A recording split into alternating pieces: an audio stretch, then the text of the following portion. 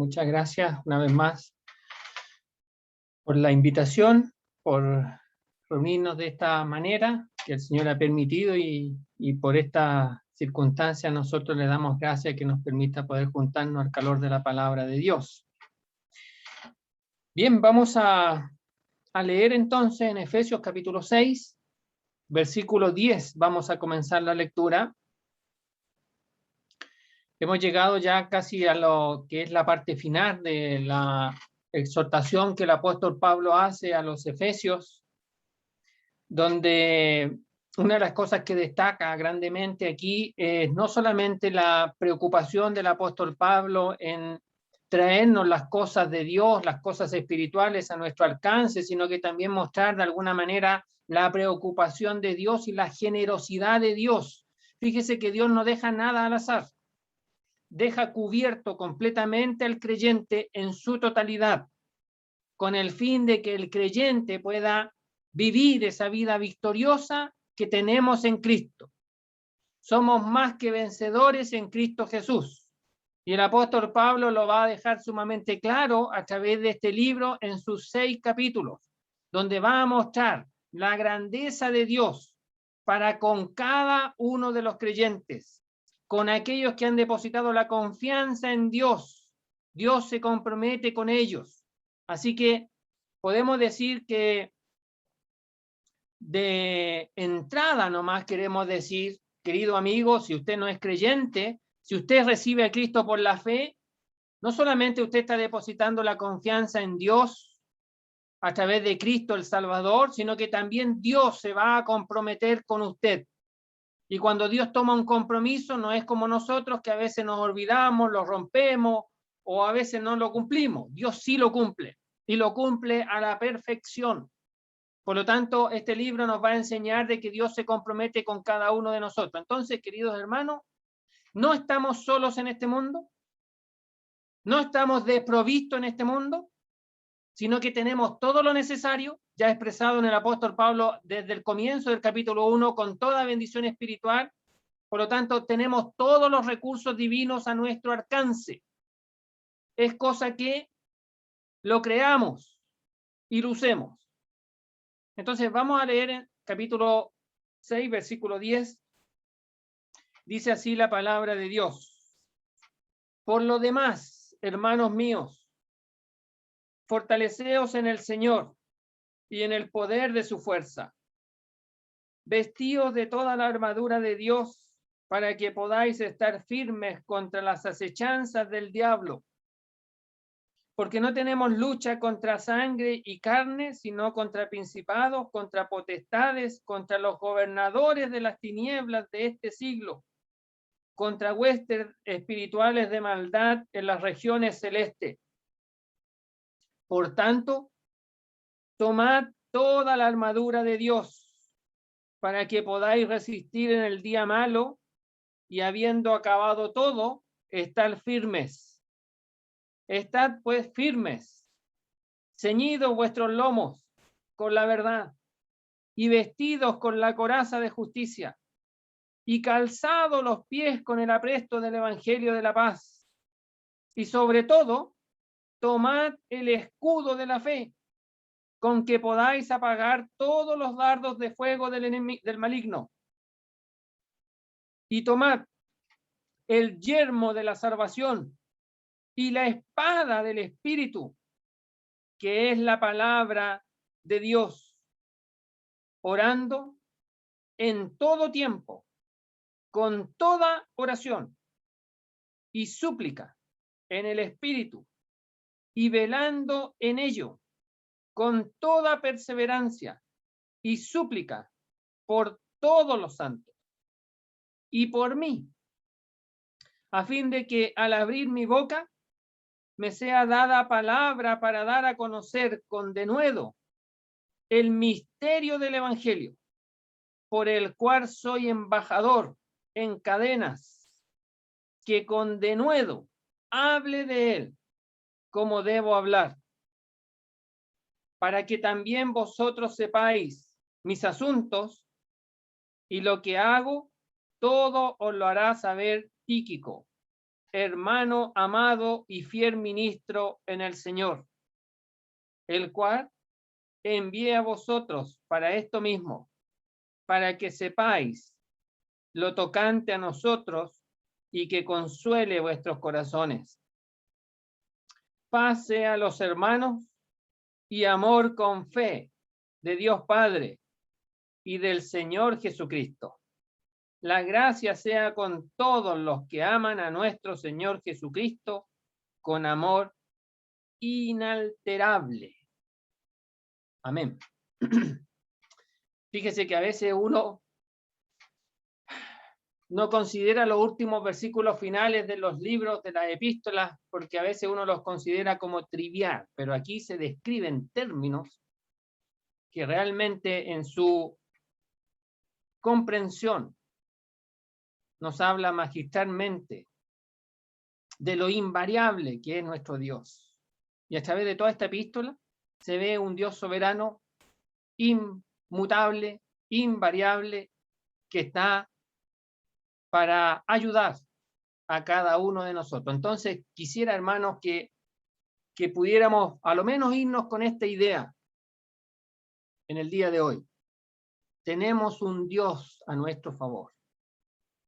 En palabras del apóstol Pablo, podríamos decir, si Dios es por nosotros, ¿quién? Pero ¿quién contra nosotros? Entonces, eso es lo que a lo menos podríamos tener en mente en esta reunión, en esta porción que hemos leído. Muy bien, vamos a ver hasta dónde llegamos. No sé si alcancemos a ver todo, pero vamos a ver aquí hasta dónde el Señor nos permite llegar.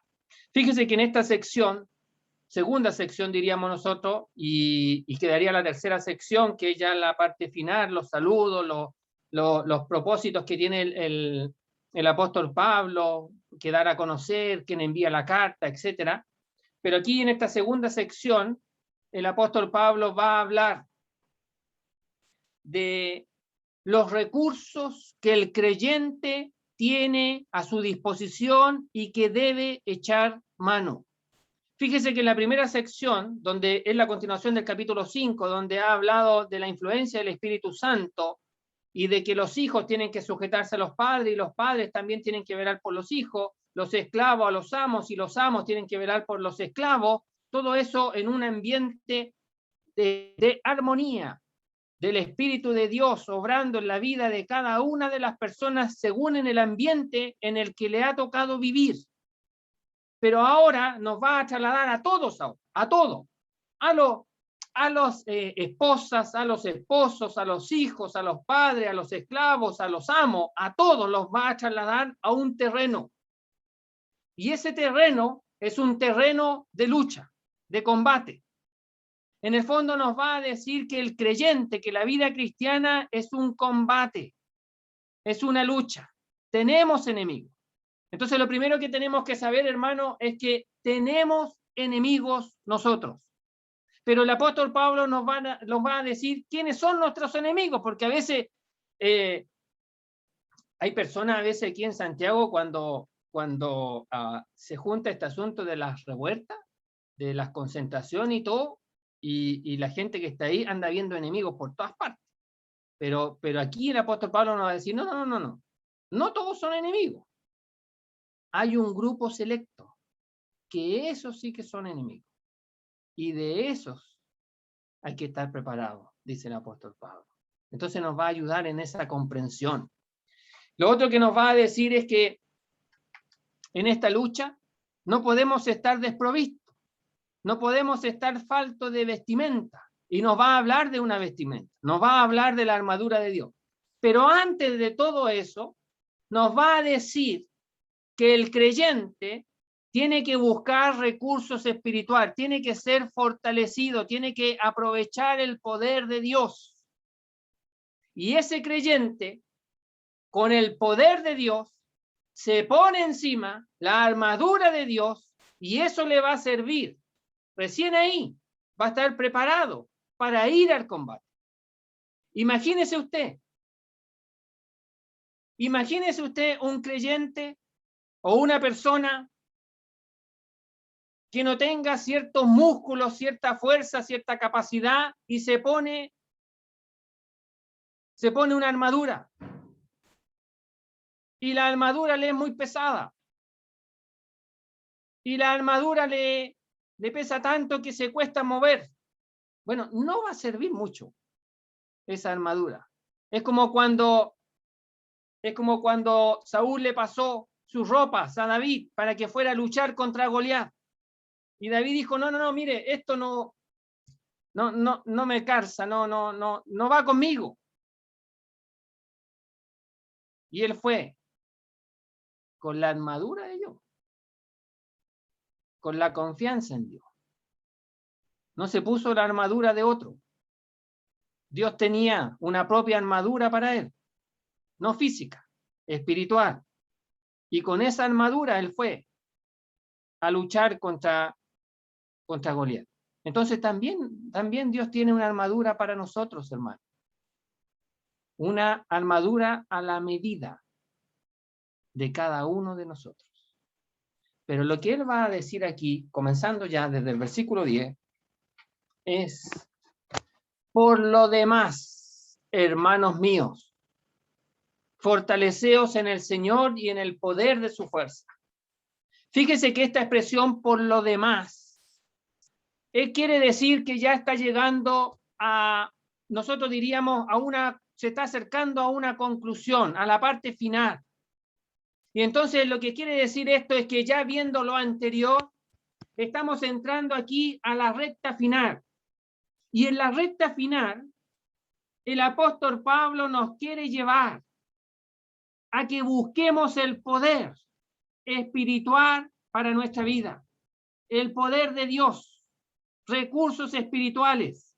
Y fíjese que es interesante si uno analiza todo el libro y se da cuenta que en el capítulo 1 nos va a decir que hemos sido bendecidos con toda bendición espiritual. O sea, hay recursos suficientes para todos los creyentes y en su totalidad.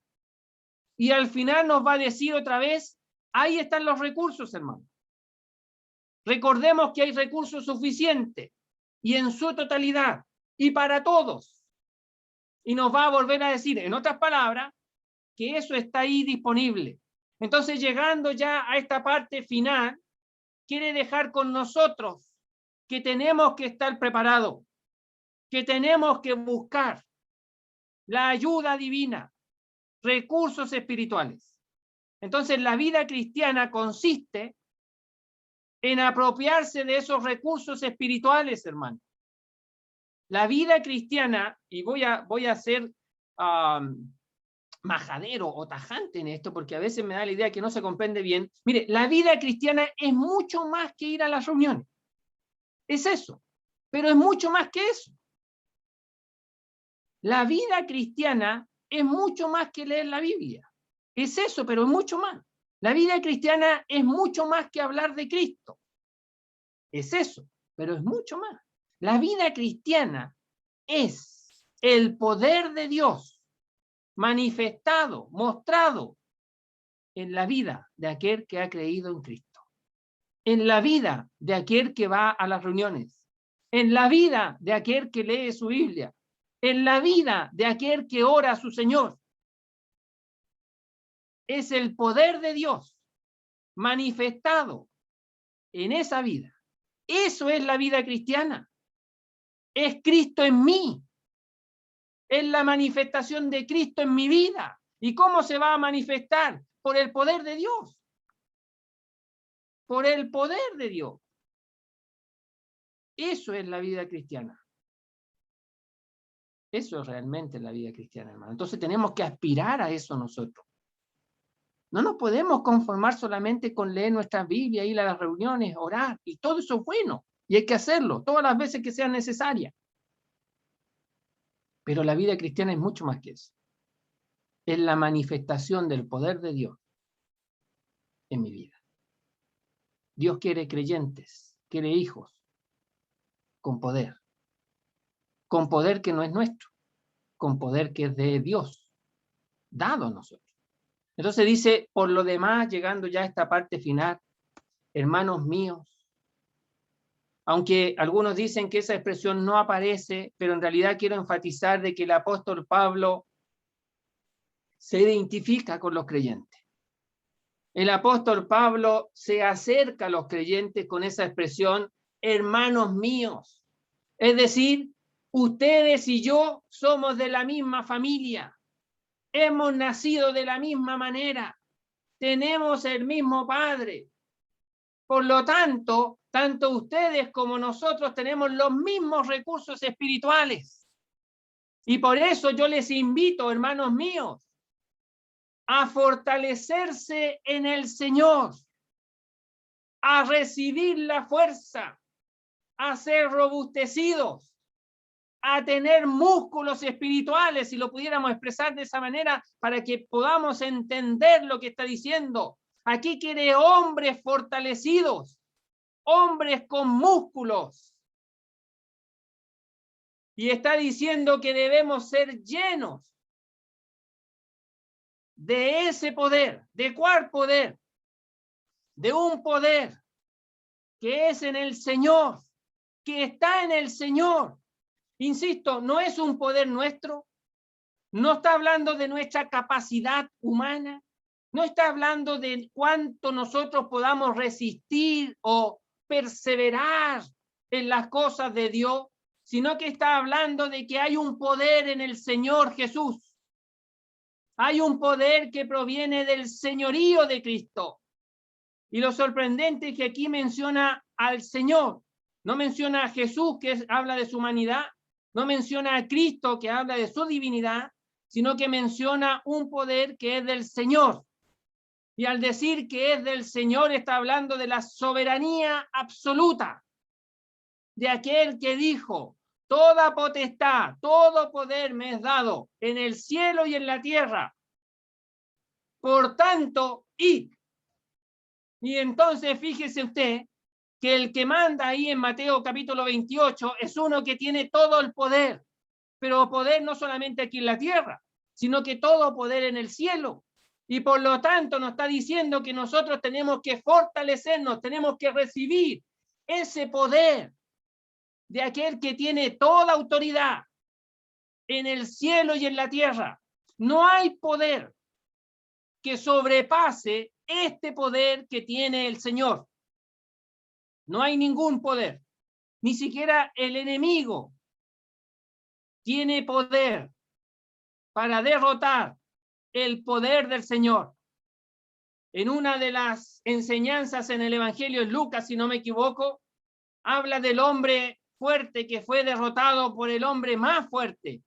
Ese es nuestro Señor, que desplegó su poder y derrotó al hombre fuerte, al enemigo de nuestras almas. Entonces aquí el apóstol Pablo nos está diciendo, queridos hermanos, llegando ya al final de lo que hemos visto a través de todos estos capítulos, les recuerdo, les vuelvo a insistir, que tienen que recibir el poder que viene del Señor, de aquel que es soberano, de aquel que nadie está por sobre él. Ese poder es el que tenemos que recibir. Es el poder que Dios nos quiere dar. Pero además agrega, para enfatizar ese poder, fíjese usted, dice, fortaleceos en el Señor. En el Señor está ese poder, pero dice, y en el poder de su fuerza. Y entonces aquí lo que está haciendo es acuñando expresiones para enfatizar ese poder que está en el Señor. Y es como si dijera en el poder del poderoso, en el poder de aquel que es poderoso y que tiene poder absoluto y que proviene de él. Ya que no solamente dice fortaleceos en el Señor, sino que también dice en el poder de su fuerza, de aquel que es poderoso. Y entonces nos va a invitar a que el creyente tiene que experimentar ese poder que está en el Señor y que es poderoso. Hermanos, Si nosotros buscamos eso, ¿cómo cree usted que será nuestra vida cristiana? Si realmente nosotros leemos este versículo, lo voy a expresar nuevamente. Por lo demás, hermanos míos, fortaleceos, sean llenos del poder que está en el Señor, que se recibe por nuestra relación con el Señor, que se conserva por mantener esa relación con el Señor. Por eso dice en Él está, Él lo tiene, me lo da a mí, pero se manifiesta, se conserva por la relación del creyente con su Señor. Y entonces estamos hablando aquí que este poder surge por una sumisión al Señor, por un reconocimiento del señorío de Cristo. Yo me sujeto a Cristo, soy obediente a Cristo, y Cristo lo que hace es que me fortalece, me da de su poder, de ese poder poderoso, grandioso, tremendamente grande, y que nada se le iguala, pero absolutamente nada. Entonces, hermano, este poder se manifiesta en la vida de aquel creyente que se somete a Dios, que se sujeta a Dios, o en este caso a Cristo, que es obediente a Cristo y a la palabra de Dios. Hermanos, si yo no tengo poder en mi vida cristiana, tengo que examinar mi obediencia al Señor. No tengo que echarle la culpa a nadie de que está al lado mío. No tengo que echarle la culpa a la sociedad. No tengo que echarle la culpa a la iglesia. No tengo que echarle la culpa a los hermanos. Tengo que mirarme a mí. Tengo que leer este versículo y darme cuenta que hay recurso inagotable en el Señor. Y entonces tiene que cambiar mi relación con el Señor. Tiene que haber una relación ininterrumpida. Tiene que haber una comunión con el Señor. Y cuando exista eso, el Señor me va a dar de su poder. Y yo voy a hacer uso de ese poder en mi vida cristiana porque voy a querer agradar al Señor. Y voy a querer vivir conforme a su voluntad y a sus propósitos. Y va a ser ese creyente que vive de esa manera. Va a llamar la atención. Va a mostrar una diferencia. Y todos nosotros vamos a preguntarnos y vamos a decir, ¿cómo es posible eso? Y ese hermano nos va a decir, hermano mío, el poder que está en mí no es mío, es de Cristo, es del Señor. Someteos al Señor. Humillaos bajo la poderosa mano de Dios. Y Él nos mantendrá o nos exaltará a su debido tiempo. Entonces, hermanos, la falta de poder en nuestra vida espiritual es por nuestra poca sujeción, nuestra poca obediencia al Señor. Al Señor. Entonces, si queremos tener vidas poderosas en Cristo Jesús, debemos ver, debemos analizar cómo está nuestra relación con el Señor. El poder es ilimitado, hermano. ¿Qué quiere decir eso? Que el poder que el Señor da puede sostener en los momentos más difíciles, pero más difíciles de la vida cristiana y hacer que ese creyente, sea hombre o sea mujer, sea nuevo o sea de años, se mantenga fiel al Señor. Entonces, quiera el Señor, hermanos, que nosotros podamos anhelar, buscar ese poder en nuestra vida cristiana. Es lo que el apóstol Pablo quiere llegando aquí al final, que anhelemos ese poder, que lo busquemos, que seamos ambiciosos en eso, codicioso en eso. Estoy usando expresiones que enfatizan a veces lo malo, pero aquí lo bueno. O sea, si queremos ser codiciosos, ambiciosos en esto, en el poder que viene del reconocimiento, de vivir a la luz del señorío de Cristo.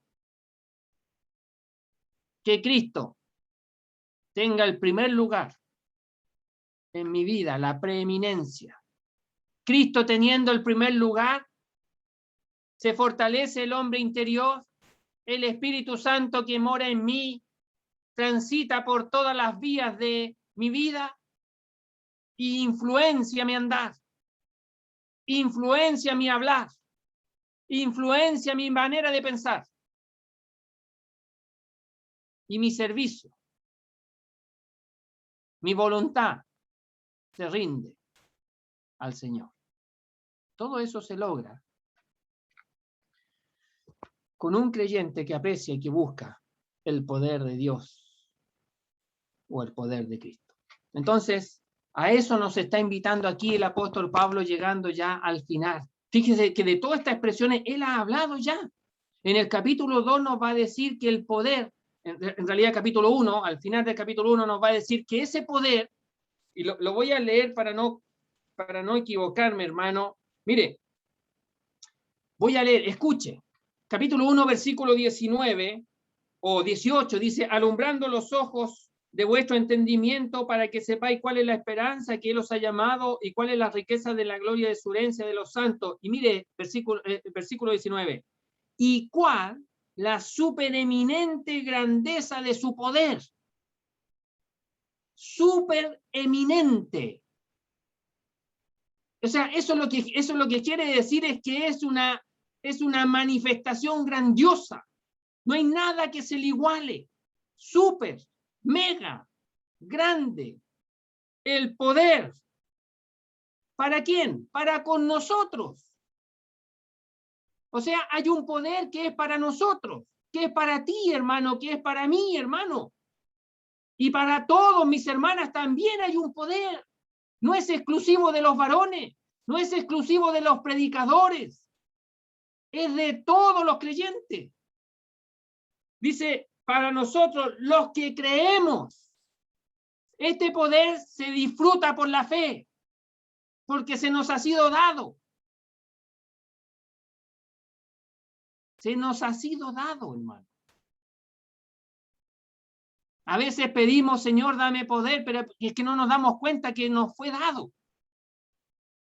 Y no lo usamos por incredulidad.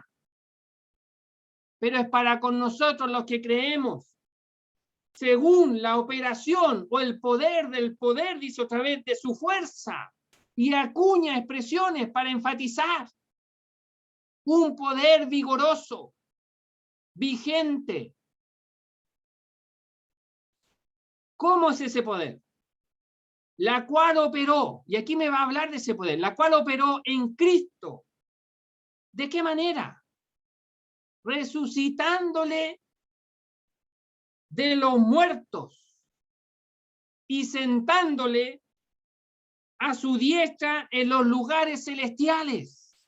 O sea, si yo quiero saber de qué poder estamos hablando, el poder que estamos hablando es un poder que levantó a Jesucristo de entre los muertos, lo trajo de vuelta a la vida.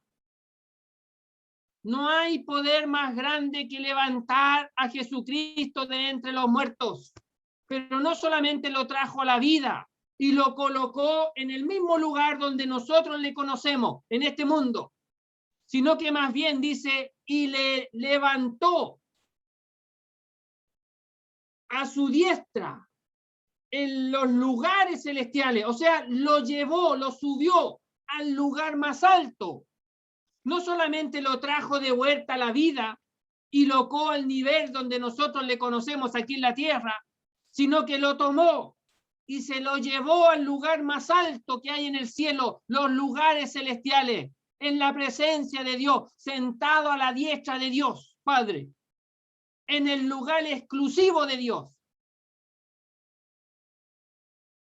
Es ese poder, hermano, que operó en Cristo. Es ese poder que el apóstol Pablo está hablando allá en el capítulo 6 al final ya. Entonces, hermanos, podemos darnos cuenta de ese tremendo poder. Y solamente voy a agregar ese poder que es sobre todo principado y autoridad y poder y señorío y sobre todo nombre que se nombra no solo en este siglo, sino que también en el venidero.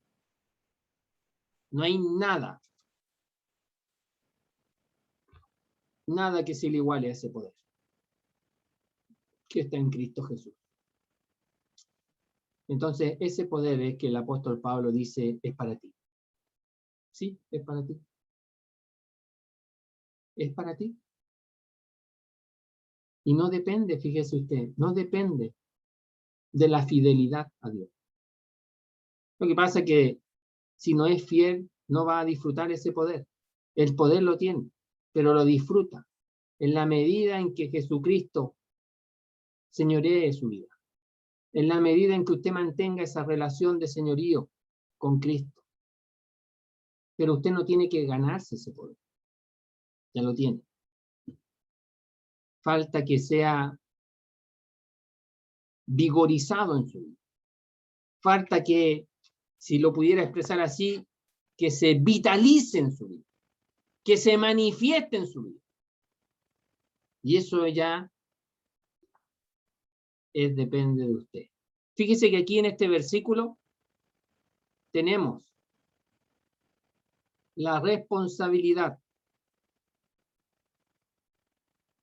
humana y divina. Yo tengo que fortalecerme. Yo tengo que estar dispuesto a ser mío.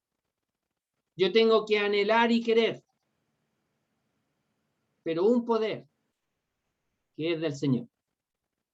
Mi responsabilidad es que yo tengo que hacer mío. Yo tengo que anhelar. Yo tengo que estar dispuesto. Yo tengo que decir, sí, quiero. Y el Señor y la responsabilidad divina es, aquí está, este poder que está en Cristo, que es del Señor, y que te va a fortalecer, y que te va a robustecer, y que va a llenar toda tu vida, y te va a ayudar a hacer frente en esta carrera, en esta batalla que cada creyente tiene.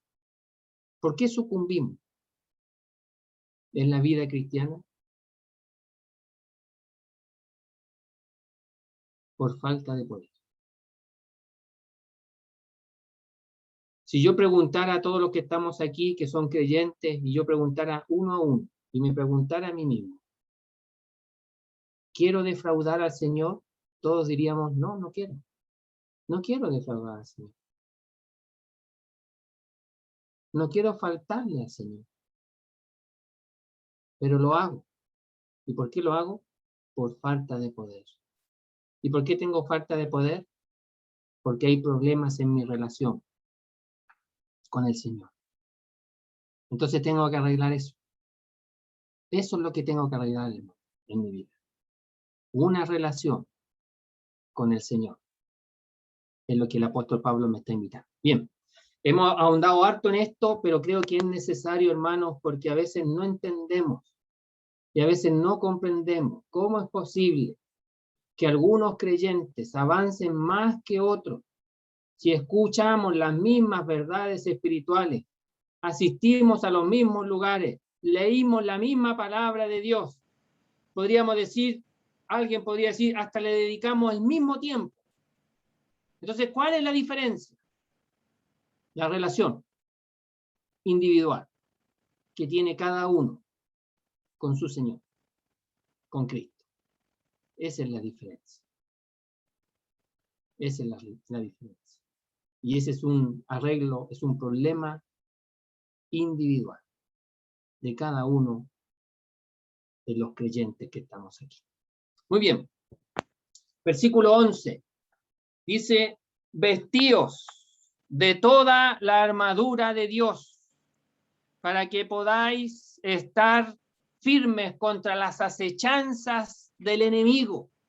Y entonces, fíjese usted que ahora que ya el creyente sabe que tiene que estar fortalecido, que el creyente sabe que tiene que tener músculos espirituales, que el creyente ya sabe que tiene un poder en su vida a su favor, y entonces ahora le va a decir, colóquese, vístase, haga suyo lo que está a su disposición. Eso significa vestir, ese es un imperativo a propósito, es decir, es una orden, es un mandato. No está diciendo, bueno, ahora que ya están fortalecidos, para el que crea que le falta algo más, vístase. No, hermano, mire, no falta con ser fortalecido. Ese es el inicio. El ser fortalecido nos va a ayudar, nos va a permitir para soportar con la armadura de Dios los ataques del enemigo. Y entonces cuando vengan los embates, el escudo, la armadura, aguante, resista y yo me mueva un poco. Y después otra vez me pongo en posición defensiva, que es lo que vamos a ver aquí. No creo que hoy día, pero ya me estoy aventurando, pero para el próximo domingo seguramente vamos a ver eso. Pero lo que quiero decir es que la fortaleza espiritual va a hacer, hermano, que yo pueda conservar mi posición defensiva con la armadura de Dios. Y entonces aquí me está diciendo que yo ya soy fortalecido, pero ahora tengo que hacer mío implementos que están a mi disposición. Implementos que me coloco yo. Y dice, vestíos de toda la armadura de Dios. Mire, dice de toda. Si es toda, es toda. Todos entendemos eso. Entonces no dice vestidos de algunas piezas de la armadura de Dios, la que usted crea que va a necesitar, la que usted crea que le va a ser más útil. No. Toda la armadura de Dios es útil, es necesaria, es indispensable. Toda la armadura de Dios, absolutamente toda. Por lo tanto, yo tengo que tomar toda la armadura de Dios. Después va a explicar en qué consiste esa armadura. Pero lo primero que me está haciendo consciente el apóstol Pablo es que yo necesito toda la armadura de Dios.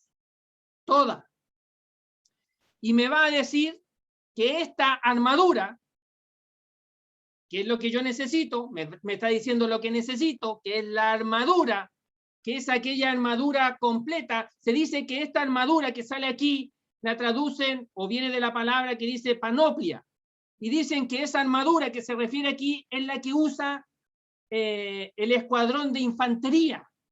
Y el escuadrón de infantería es el escuadrón que va a pie. Y ese escuadrón que va a pie, que es de infantería, es para mantener, para cuidar, para defender el terreno en el cual está. Esta armadura de infantería no es para pelear, es para defender, es para afirmar lo que ya tenemos, es para retener, es para cuidar, es para custodiar lo que ya tenemos.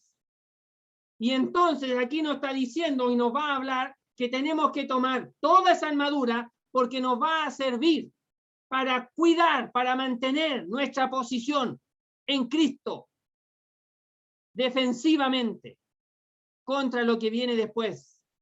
Pero también nos va a decir que esta armadura, que yo la necesito toda, dice que es de Dios. Y esa expresión de Dios significa que proviene de Él.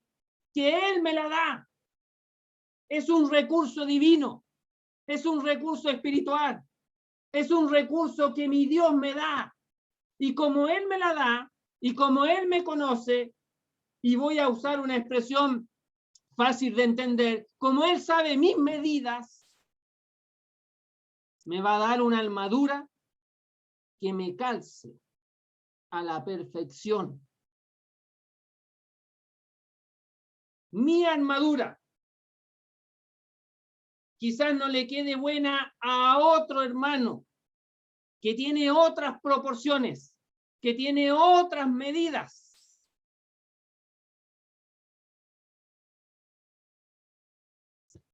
Pero tenga por seguro que Dios le va a dar su armadura, la que es suya, la que le corresponde a usted. Se la va a dar Dios. Cuando dice que es de Dios, está hablando de la generosidad de Dios, que en este libro se ve bastantemente, las riquezas de su gracia, dice que nos perdonó conforme a las riquezas de su gracia, y etcétera. Y va a hablar de mucho de la generosidad de Dios. Entonces, y no solamente de la generosidad de Dios, sino que de la abundancia de Dios, porque Dios tiene una armadura para cada creyente, los que sean. Si son miles y miles y miles, hay una para usted. No es que usted tenga que esperar que venga otro hermano y diga, ya estoy listo, toma, te la presto, aquí está. No. Hay recursos para todos, mis hermanos. No tenemos que esperar, no tenemos que hacer fila. Hay una para usted, hay una para mí. Y la que es suya y es para usted, a su medida. Y se la da Dios. Se la da Dios. Entonces, dice, vestidos, hagan suyo, apropiense de lo que Dios tiene para usted. ¿Y qué es lo que Dios tiene para nosotros? Una armadura que nos va a ayudar a la defensa en el campo del enemigo. Entonces dice, vestidos de toda la armadura de Dios. ¿Cuál es el propósito?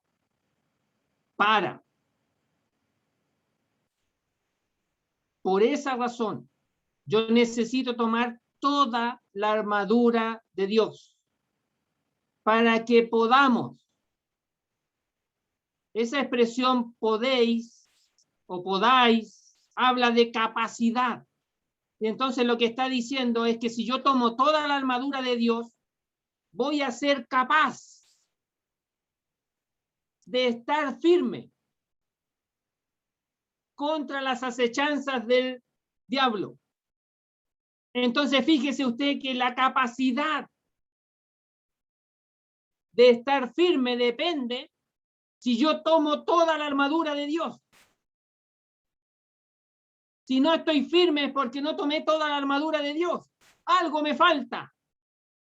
Alguna pieza no está bien ajustada. Alguna pieza tiene que ser corregida. Alguna pieza tiene que ser bien ubicada, bien ajustada.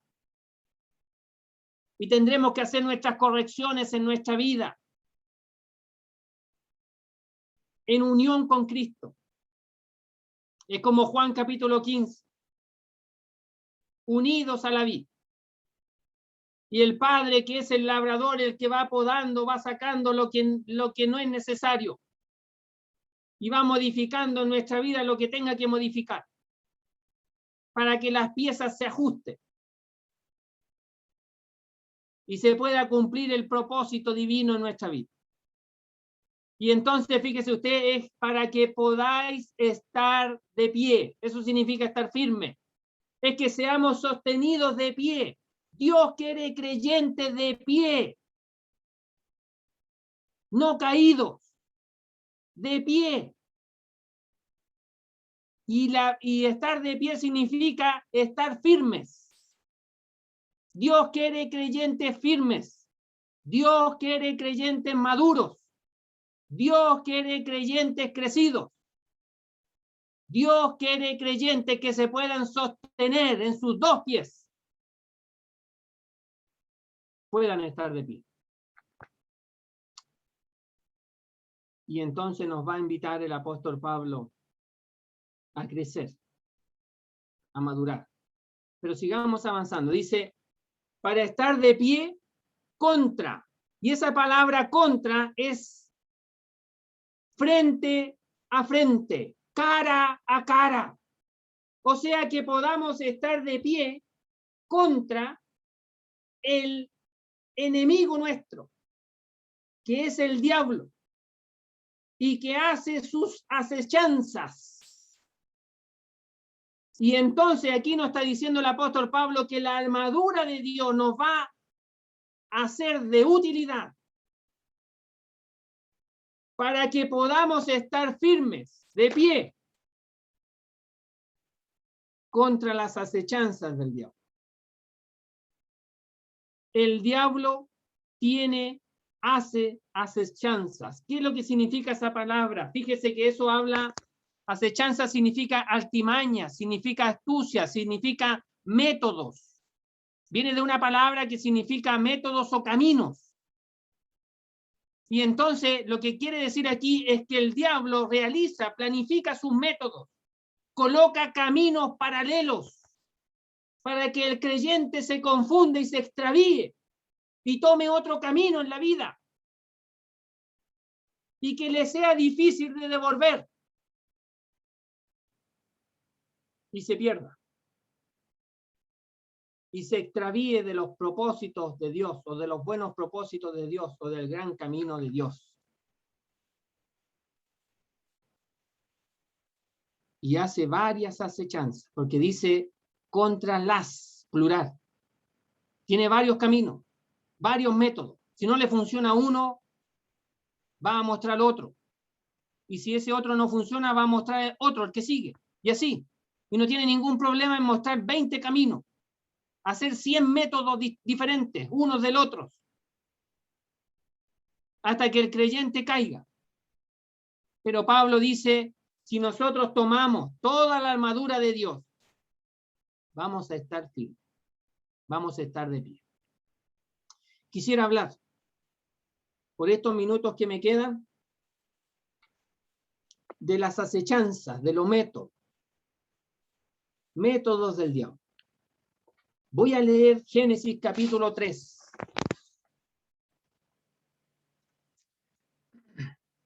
Las primeras palabras del diablo en la Biblia.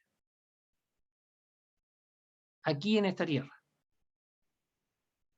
Tenemos otras palabras que ocurrieron en el cielo, que él las pronunció, o se expresan por lo menos en la palabra de Dios, y él fue echado del cielo. Pero aquí, en Génesis capítulo 3, tenemos las primeras palabras del diablo expresadas aquí en la tierra, y a una mujer, a un ser humano. Y dice así, capítulo 3, versículo 1. Pero la serpiente era astuta,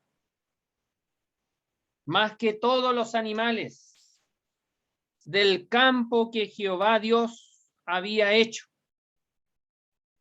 la cual dijo a la mujer. Y aquí la serpiente, por el libro del Apocalipsis, nos damos que la serpiente antigua, el diablo, dice. Y entendemos entonces por esa razón que es el diablo aquí hablando a través de esta serpiente. Y lo primero que expresa es esto: con que Dios os ha dicho, no comáis de todo árbol del huerto.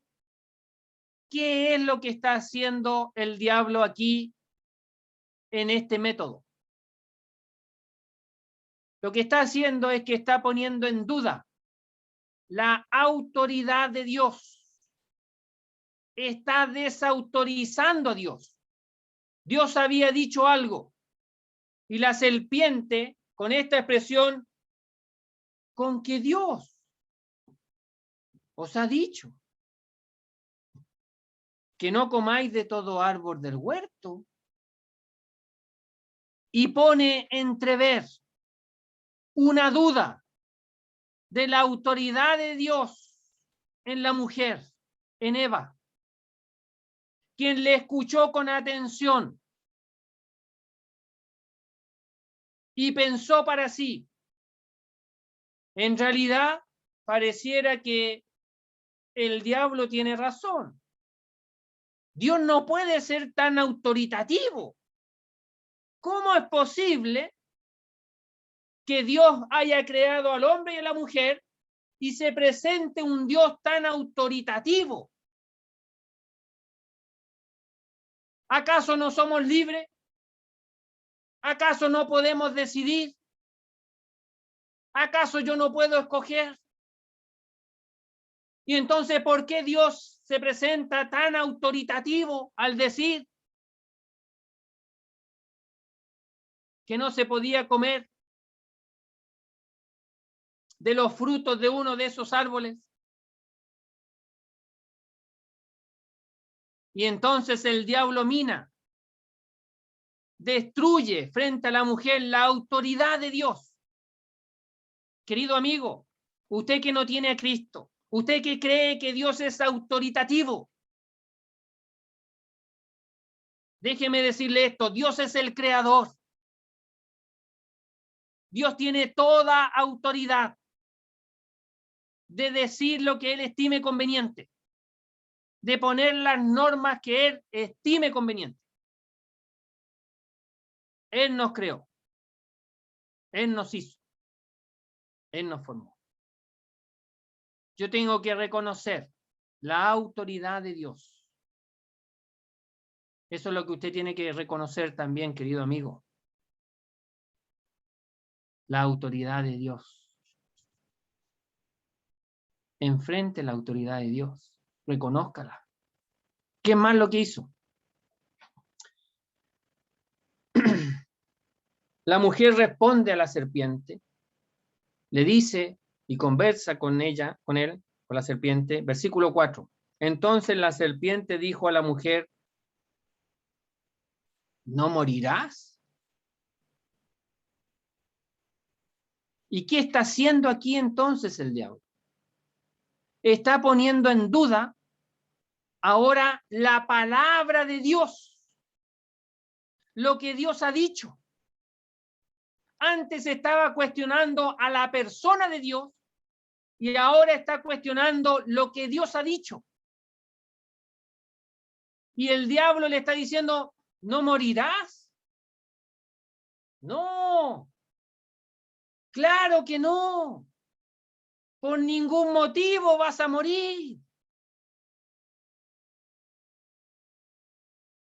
Quizás Dios fue muy exagerado en esta expresión, pero en realidad no te vas a morir. No vas a sufrir lo que Él está diciendo que va a pasar. No te va a pasar eso. Y está cuestionando la palabra de Dios. Querido amigo, ¿usted cuestiona la palabra de Dios? Dios dice que usted es pecador perdido. ¿Usted cuestiona eso? ¿Usted le está creyendo a Satanás que no se va a perder? No te preocupes si no te vas a perder, si no hay perdición. Infierno, no existe el infierno. ¿Cómo te vas a perder si Dios es tan bueno, si Dios es amor? No te va a mandar a ese lugar de perdición.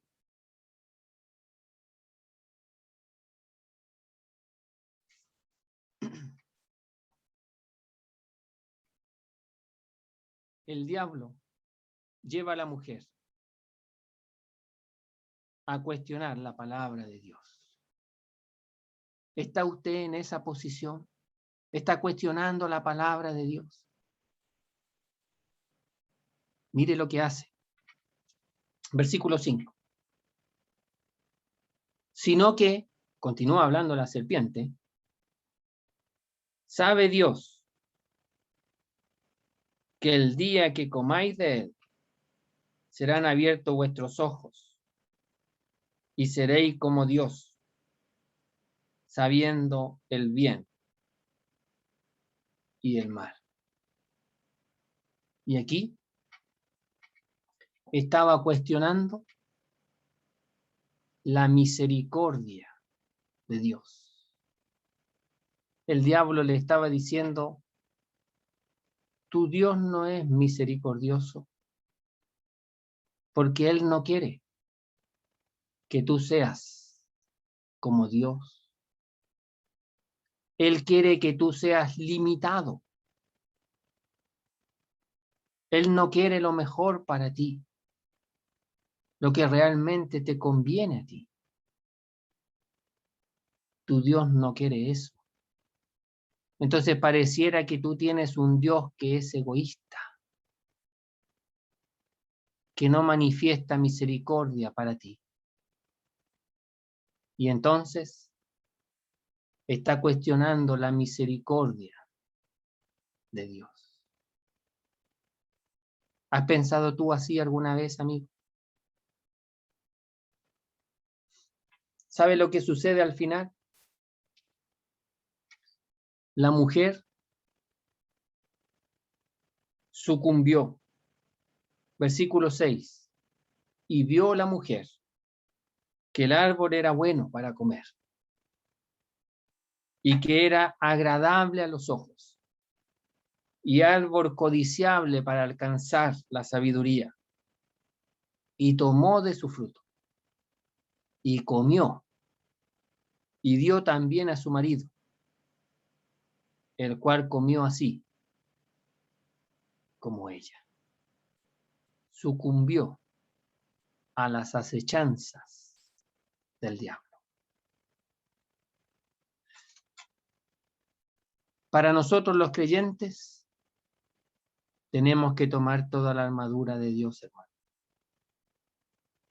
Porque las acechanzas del diablo minan la autoridad de Dios, la palabra de Dios y la bondad y misericordia de Dios.